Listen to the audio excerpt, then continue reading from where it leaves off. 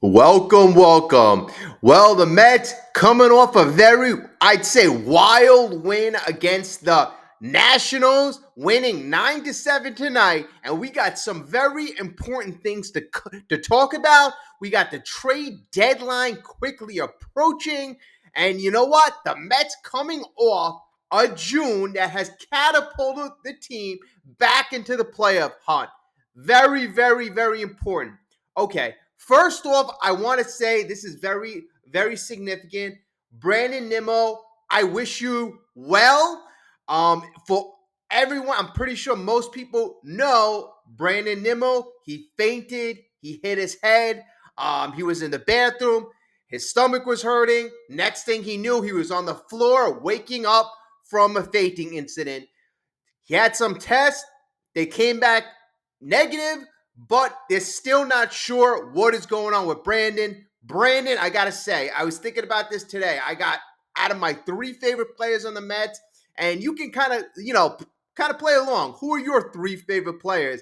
I got right now Brandon Nimmo at the top of my list, Francisco Alvarez, and the third one, I'm actually going to tell you about a little later on.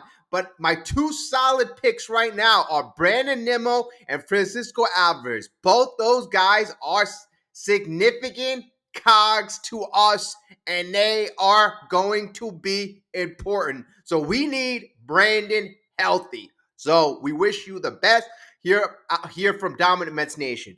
Okay, all right. So today, like I said, was a pretty wild one, and offense, it's not the issue. Offense has been really chugging along, doing excellent. The last month, we've been doing well.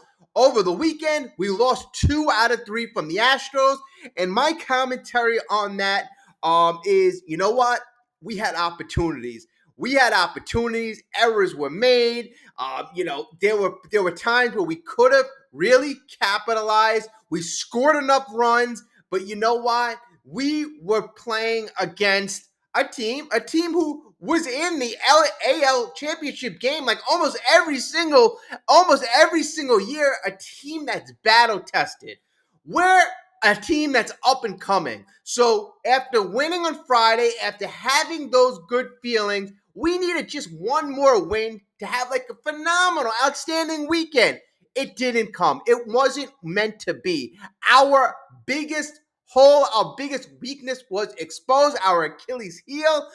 We don't have enough bullpen arms. We don't have enough bullpen talent, and we are short in the pitching, really pitching department on a whole, really. So that was highly exposed. But that's really no excuse because the Houston Astros, they're missing a whole slew of pitches. Yes, they're missing more starting pitchers, but still, they found a way. They are. They are the Houston Astros. They are battle tested. They are a very good franchise, a very good team. And I have to say, I choose to take the positive out of that weekend. We chose to fight back. Yesterday, we had our opportunities. We were down most of the game. We tied it. Mark Vientos had an opportunity to win the game in the 10th inning. It wasn't meant to be. But I'm going to take the positives. And in this video, I'm going to tell you what got us back in this race. What changed so significantly from the beginning of the year that, oh my God, now we're in the race. What? And you know what? That is good for now, but more stuff has to happen right now. More stuff has to happen. Especially, we need to keep this up because David Stearns right now, Steve Cohen, all the upper management are making the determination: are we going to be buyers or are we going to be sellers? I say, really, hands down, there's really no option to be a seller. There's really no option. Going into the season, we were projected to be a 500 team, probably a couple games above. That's all it really takes to make the 6th wild card or the 5th wild card spot. So we are really at expectation right now. David Stearns confirmed it the other day. We're really at expectation right now. We're a 500 team. We do have a lot of opportunity, but we're going in the right direction. Okay, so I'm going to go into the most important things that really transformed our season and really gave us hope to make some serious run. I mean, The goal of every season is to make the playoffs, according to Steve Cohen. Obviously, our goal, my goal, especially when Steve Cohen took ownership of this team, is to win a World Series. Unfortunately, there are 30 teams, so it's not always easy. It's really not always easy. Spending the most money isn't the answer. There are a lot of complicated, different, facets, and it's just not easy. Let's just put it that way. Okay, so let's get into what changed in June. Okay, folks, let's not sugarcoat this. May was a rough month for the New York Mets. We were 9-19. 9-19. I mean, almost as pathetic as our bad June of last year. So going into this month's June was not good. So 9-19, our record in May. Our first 2 games in June, we were 0-2. So basically, we didn't have a good start. After that, the New York Mets, our New York Mets, after starting the month 0-2, we finished the month with the best record in baseball, going 16-6 after starting 0-2. So we played 10 games over 500, and what significantly changed? Okay, I'm going to start out from the top because let's start out with our highest paid guy on the roster, none other than Francisco Lindor. This is around the time we switched Lindor. He was traditionally batting 3 in the lineup, and we changed him to batting leadoff. So you would think, what kind of impact will that have on the team? Will Lindor be successful? He was more than successful. Lindor turned it up to an elite level. We went back to the Cleveland Indians version of Lindor. I really have to say that Lindor has, really, kind of earned my respect, has really earned my respect. So let me just give you some numbers right now. Lindor in the month of March and April was batting 197, 280 on base, and a 359 slug. I mean, look at that. March, April, 197 batting average, 280 on base, 359 slug. Abysmal. In May, he stepped it up a bit, batted 263, 315 on base, and a 447 slug. But in June, he batted 290, a 351 on base, and a 520 slug. Anything over 500 slug, you're getting into those 35, 40 home run hit type of hitters.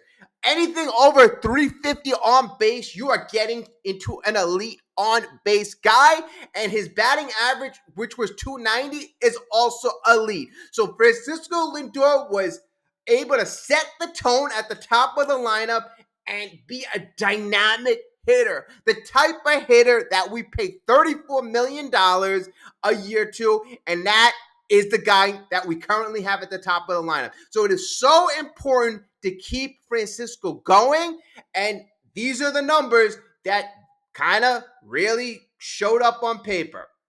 Okay, Lindor, also in June, swiped 7 bags without being caught. He only hit into 1 double play. He had 11 doubles for the month.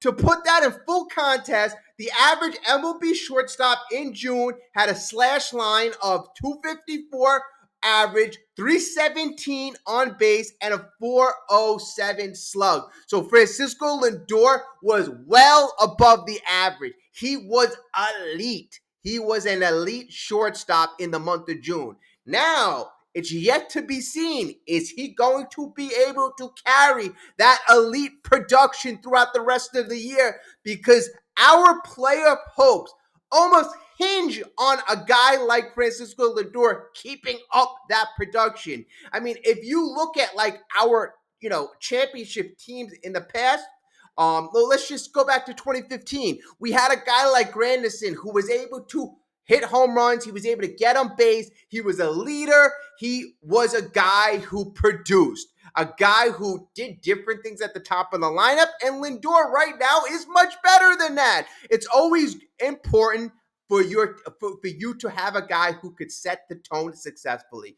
Look at the Atlanta Braves. They chose to have Ronald Acuna. They can have Ronald batting 3. They can have Ronald batting 4. Ronald Acuna is an MVP and he is dynamic, but there's a reason why you place a guy like that in the leadoff because first of all, the guy gets extra couple at bats batting in the leadoff position, and you have a dynamic guy at the top of the lineup. Okay, so the number one reason we turned it around in June, I have to say, and there's a good article by CBS Sports that also confirms this. Francisco Lindor was dynamic.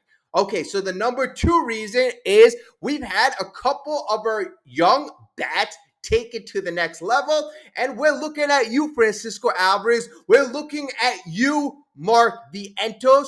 Also, our other veterans, Brandon Nimmo, Harrison Bader, Jada Martinez, Jose Iglesias, and others, Tyrone Taylor. Our lineup stepped it up in a tremendous fashion. And I said it in my other video, having extra bats, Mark Vientos being productive, Alvarez being productive, JD Martinez being productive, it allows you to be flexibility. It allows you to play around with the lineup, put a Lindor in the 1 spot, put a Nimmo in the 2 spot. I was always a guy where I wanted a guy like Brandon Nimmo. Bring him back. He's a guy with power. He's a guy who gets on base. He's one of your best hitters. Why not put him in an RBI position? Now you see the Mets have done that, and the guys leading the team in RBI still getting on base over at a 350 clip. He's setting the tone along with Lindor at the top of the lineup. And now you guys got, we have JD Martinez, and we have a whole slew of guys to drive those top two guys in. Pete Alonso, Vientos, Alvarez, the list goes on and on. So we have our young bats, adding to our dynamic lineup, giving the strength of our team clearly to the offensive end. Alvarez, so he returned to the roster on June 11th. Since June 11th, he's batted .375, folks, .456 on base, .667 slug with almost as many extra base hits. He has 8 extra base hits, 9 strikeouts. I mean, look at those numbers. Those numbers are special. That's obviously better than Lindor. We have a special player in Francisco Alvarez. And I remember a couple years ago, they mentioned something about Francisco Alvarez. I don't know how they measure this stat, but they said that according to some, stat, Francisco Alvarez, when he was a prospect a couple years ago, when he's in the batter's box, he has the slowest heartbeat. That means the guy doesn't get nervous. The guy doesn't get anxious. He is extremely confident in his abilities. So that when I heard that, I'm like, wow, that is something. That is something. And really, you need, when you're down 0-2, and you have the ability to stay calm, that sometimes makes all the difference. So Alvarez has stepped up. He's special. Vientos, oh my God, Vientos. What was it? 2 days ago, he hit a line drive. And this is one of the balls that stood out to me over the weekend. Hit a line drive bullet to like left center field. I mean, that was one of the nicest hit balls that he's hit all year. But the ball explodes off his bat. He can go oppo. He can drive the ball deep to center field. He uses the whole field. He takes what the pitcher is given to him. And at the young age, I believe he's 24, 25, obviously doesn't have much major league experience, but the fact that he's hitting like a veteran is just, it just spells out good things to come. Okay. All right. And, just so you know, Vientos, his slash line, for this, this is what I have here, 303, 363 on base, 607 slug, 10 home runs, and 135 plate appearances. Like, look at that, folks. If you times that by 5, let's just say you think he's going to have, about 600 plate appearances on an average season. The guy's on pace for 50 home runs. It's over 600 slug. I mean, I had confidence. I've always had confidence in Mark, but I didn't think he was going to be this good. I did not think he's going to be this good. Okay, now let's talk about some of the pitching stats. The power differential, has definitely been something that has catapulted the Mets. But on the other side of things, the Mets pitching for June may not be described as anything great. I mean, you're not saying, oh, I can't wait for the Mets pitchers. Luis Severino has been, a pleasant surprise, but Kodai Senga hasn't been out there. Obviously, we don't got guys like Jacob deGrom anymore. We got serviceable guys. Okay, so the Mets staff ranks 17th in Major League Baseball for the month of June in ERA, 15th in FIP, but it's been good enough, and that's mostly due to the hitting. Mets pitchers in the month of June allowed 25 home runs, which is tied for the fifth fewest in the MLB, right? So, hey, you know what? If you're not going to be the best, don't give up home runs. All right, that's a surefire way to allow the other team to put numbers on the board. Okay, Mets pitchers permitted 315 total bases in the month of June. Among all 30 teams, just the staffs of the Phillies and Braves allowed fewer for that month. Interesting. In terms of isolated power, which is slugging percentage minus batting average, Mets pitchers in June allowed a figure of 145. That's the fifth lowest in baseball. Okay, so they're not, again, that goes into they're not allowing a lot of home runs. They're not allowing guys to slug. They're not allowing a lot of extra base hits. So that's also good. Compare those allowances to what Met hitters did in the month of June, and you have a great benefit. You're going to be, if you pitch just solidly and dominate offensively, you're going to have a good month. The Mets in June hit 16 more home runs than they allowed. The Mets in June racked up 108 more total bases than they allowed. The Mets ISO for June was 79 points higher than ISO allowed. Okay, so bottom line, if you analyze the June stats, the Mets dominated. Where does it all lead us? Okay, so right now we are 500, right? So I believe the updated standings were 2 games out of the wild card. So we're in the hunt. We are absolutely in the hunt. Trade deadline is a couple weeks away. We have a handful of games before the All-Star break, and we're not playing any world-beaters. The Nationals, they're a pesky bunch. They're around 500 team, but we have to beat teams like this. Okay, it's understandable. The Astros, they're battle-tested. They're champions. Okay, if we lose 2 out of 3 to them, you move forward. You take what you learn, where we're still young and developing, but we're going to have to win games in bunches right now. We truly are. We truly are. So, that's my quick assessment. And to go back to my top 3 favorite players on the team, and you could let me know who are your 3 favorite players that you would start the Mets with.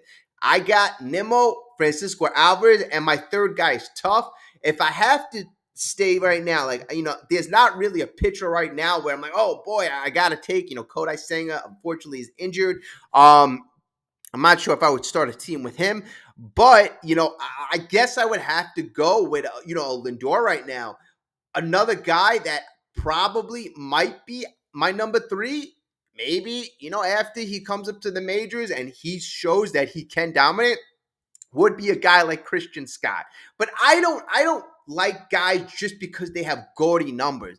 There is something that I like in players because I like players who lead to winning. Francisco Alvarez is a winner. Brandon Nimmo is a guy who I've always liked through thick and thin. The guy is always hustling. The guy's always getting on base. He's always got a smile on his face. I like players like that. So, those are my 3 right now. I would have to say, if I'm starting my Mets team, I gotta take Francisco Alvarez. I gotta take, I'm like a Pete Alonso. No, not Pete Alonso. I gotta take Francisco Alvarez, Brandon Nimmo, and Francisco Lindor. Those are my 3 guys right now. Who are your 3 guys? Let me know. Let me know why. All right, so that's my quick analysis. Going into July, let's talk about what will be successful in June. Yes, we won 9-7 today. There's a lot of other channels who will detail how we won. All right. Well, thank you so much for listening. I appreciate that. Let's go, Mets. I love you guys. Comment, like, subscribe. Have a great day, and I will speak to you soon.